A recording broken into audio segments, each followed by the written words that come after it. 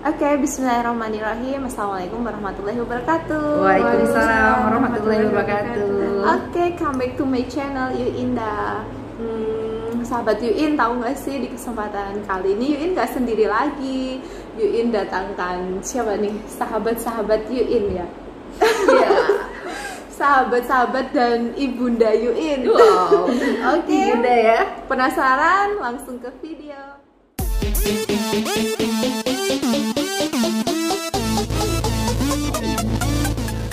Kita kenalan dengan yang lebih dihormati, dengan ibu siapa ya? Ya, saya perkenalkan, saya Ernawati. Saya adalah sahabatnya Yuinda dan mantan gurunya ya.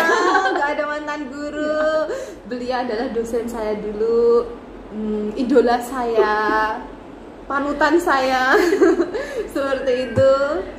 Oke, terus samping Bu Erna ada sahabat saya. Kita kenalan langsung dengan Mbak siapa? Baik, perkenalkan saya Nika, sahabatnya Yuin ketika kuliah. Oke. Dan mahasiswinya Bu Erna. Oh iya. Ini mahasiswi kebanggaan kami ini ya. Amin. Iya. Jadi di sini kita mau sharing nih.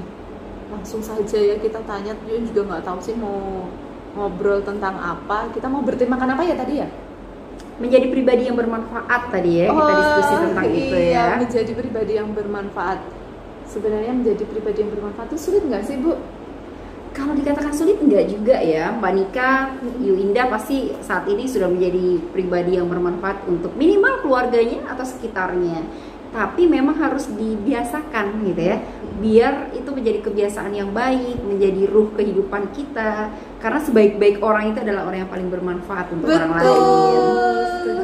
Itu cita-cita yang wajib ya. Iya, betul. Wajib setiap orang, biar kita tuh bermanfaat bagi banyak orang, kan enak tuh di Betul. mana-mana. Tapi bukan merasa dimanfaatkan ya. Apa bedanya itu? Kan kadang ada orang, aku nih sering dimanfaatkan sama banyak orang gitu. Iya, betul. Beda banget ya. Kita memberikan manfaat ke banyak orang dengan dimanfaatkan orang itu jauh sekali gitu perbedaannya.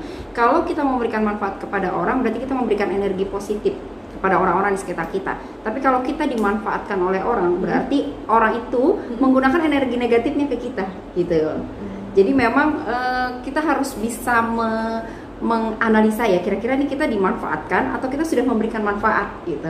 Nah, untuk melatih diri bisa menjadi pribadi yang bermanfaat itu memang harus dipaksakan dulu, gitu. Jangan menuntut apa yang bisa aku dapatkan dari teman-temanku, apa yang bisa aku dapatkan dari lingkunganku. Lingkungan dan teman-teman harus bermanfaat nih buat aku. Jangan seperti itu dulu. Justru memulai dari diri kita sendiri. Apa yang bisa aku berikan untuk menolong kamu, untuk menolong teman yang lainnya. Berawal dari hal-hal yang kecil itu dulu. Insya Allah kalau udah jadi kebiasaan, segala sesuatunya kita akan dipermudah. Bahwa ini bermanfaat nggak ya untukku dan untuk orang lain. Kalau bermanfaat akan aku lakukan. Kalau tidak, berarti aku harus mengevaluasi diri. Seperti itu, Yuinda. Oke, jadi memang harus dimulai dari diri sendiri ya? Iya, betul. Oke, kalau Mbak Nika sendiri nih, ada nggak rasa yang tertanam di diri sendiri kalau ingin jadi bermanfaat untuk orang lain itu sejak kapan gitu loh? Kalau ditanya harus bermanfaat, tentu setiap manusia kan ya memang harus bermanfaat untuk yang lain. Gitu. Kalau sejak kapan? Yang saya tahu pelajaran itu saya dapatkan dari orang tua sih, dari keluarga. Mulai dari keluarga, memang dari kecil saya dibiasakan untuk bisa membantu orang lain, untuk lebih peka ke keadaan sekitar kayak gitu. Jadi ya kalau dibilang sejak kapan ya mungkin dari kecil memang sudah dibentuk kecil, ya? dari keluarga, dari betul, orang betul. tua seperti itu. Oke. Jadi keluarga itu penting sekali, Winda. Sebab itu adalah lingkungan pertama bagi seorang individu untuk tumbuh dan berkembang. Jadi stimulus dari orang tua, pola asuh atau pembiasaan dari orang tua itu akan menjadikan pribadi itu nantinya menjadi terbiasa nggak memberikan manfaat untuk orang lain seperti itu. Oke. Oh ya, ini kalau kita ngomongin tentang keluarga nih ya, kebetulan kan ini juga beliau dosen pakarnya psikolog ya. Kita bisa tanya-tanya, sharing-sharing. Bagi kalian yang mau tanya apa aja boleh, silahkan komen di bawah. Terserah kalian mau tanya apa. Nanti insya Allah next kita bisa datangkan lagi beliau untuk menjawab pertanyaan sahabat Yuin ya. Nah di sini ada Bu, sahabat Yuin yang kemarin tuh tanya, untuk anak yang dia itu sudah di lingkungan keras, dan anak itu kan jadi dapat hujatan sebagai anak yang nakal, anak yang ngeyel dan lain sebagainya seperti itu. Kemudian untuk mengembalikan anak itu seperti apa? Oh iya, wah pertanyaan yang menarik sekali ya.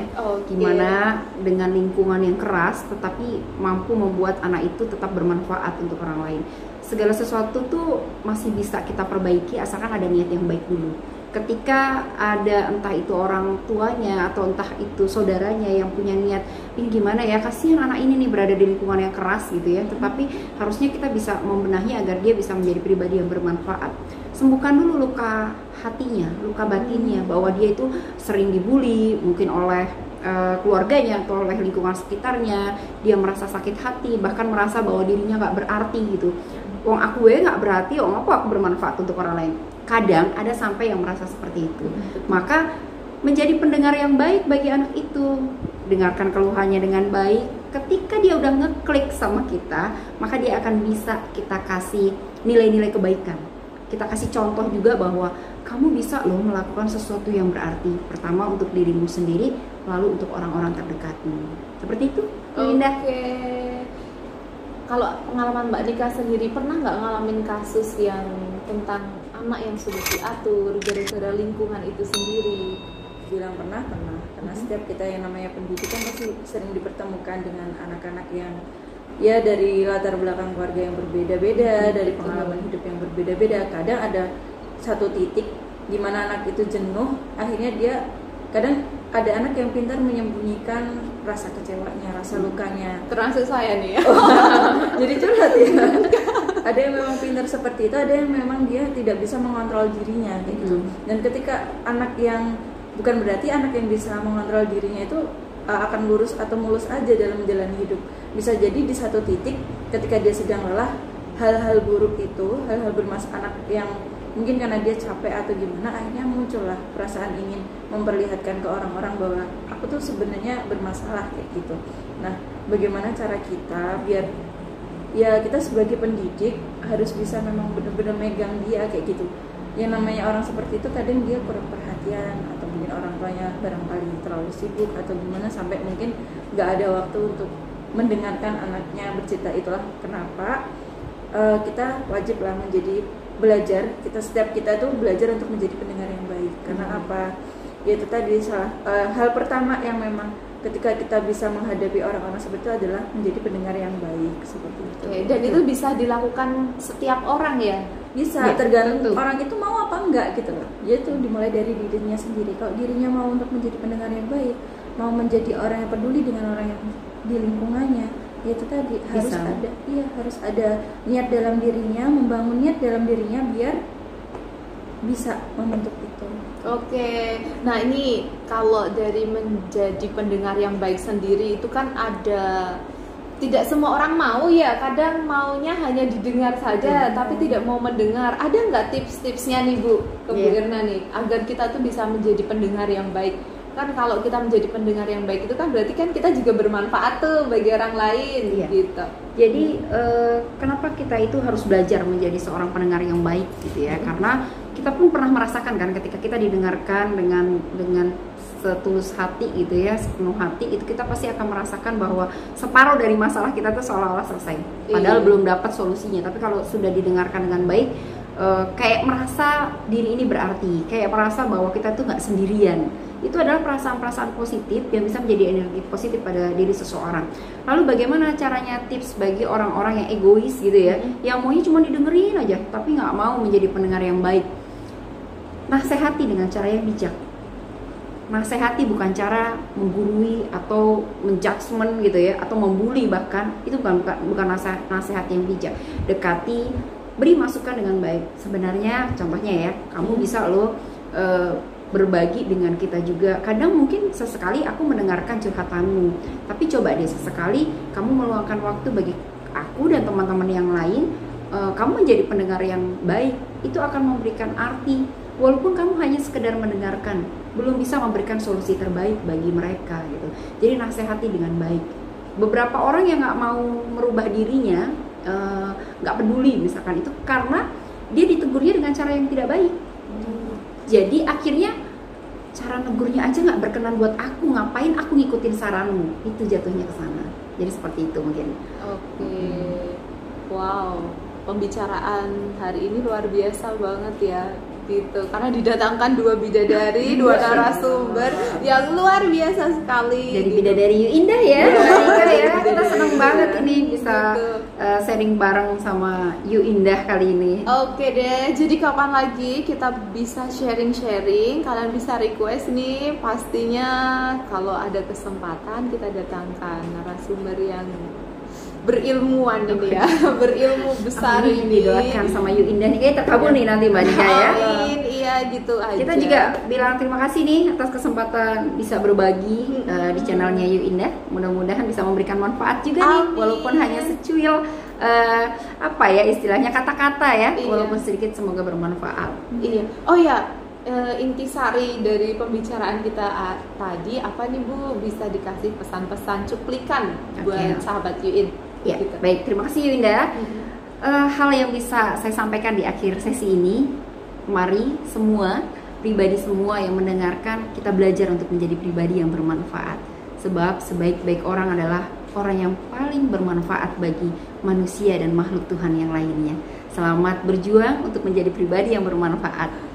Oke. Silakan Mbak Nika, mungkin mau memberikan pesan Iya juga. dong, Mbak Iya. Nika juga dong. Oke, baik. Kalau dari saya pribadi, yang namanya menjadi pribadi bermanfaat itu jangan terlalu memikirkan terlalu jauh bermanfaat itu seperti apa. Apakah harus melakukan hal-hal yang besar? Enggak. Bermanfaat itu bisa dari hal-hal yang kecil. Betul sekali. Gitu, misalkan kita membantu teman kita dalam mungkin ketika dia sedang sedih, dia butuh teman curhat, ya sudah kita dengarkan. Menjadi pendengarnya teman kita, itu kita juga sudah menjadi pribadi yang bermanfaat. gitu ya, Bu, Setuju ya. sekali. Terus ataupun hal-hal yang lain, intinya jadi pribadi yang bermanfaat itu jangan terpatok pada apa yang kita beri, tapi apa yang kita rasakan juga. Ketika kita bisa melakukan apa yang kita lakukan dan itu ternyata bisa meringankan beban orang lain, ya berarti insya Allah itu kita sudah mulai bermanfaat ke orang lain. Katakanlah hanya tersenyum aja di depan orang yang barangkali sebenarnya kita nggak kenal sama orang itu, tapi ketika kita nggak sengaja ketemu dia di jalan, sebenarnya hatinya sedang berduka cita, ketemu kita kasih senyum, bisa jadi hatinya menjadi lega, berbunga-bunga seperti iya. itu. Iya, oke. Dan konten ini sangat bermanfaat ya bagi kita semua sahabat Yuin. Jadi agak resmi karena narasumbernya juga narasumber yang tinggi. Aduh, nggak juga. Yang Indah ini loh, kayak. Oke, terima kasih ya sahabat Yuin ya. Semoga bermanfaat. Dan kita pamit. Assalamualaikum. Assalamualaikum.